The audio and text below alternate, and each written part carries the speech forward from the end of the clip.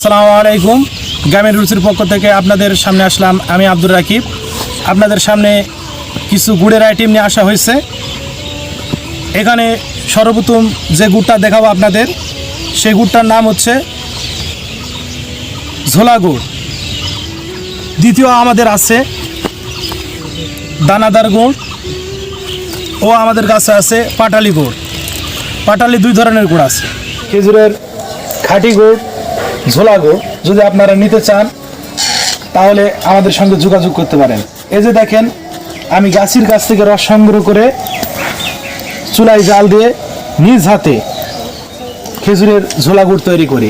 আপনারা যদি নিতে চান তাহলে গ্রামীণ রুচি পেজে মেসেজ করতে পারেন অথবা হোয়াটসঅ্যাপে যোগাযোগ করতে পারেন। ধন্যবাদ।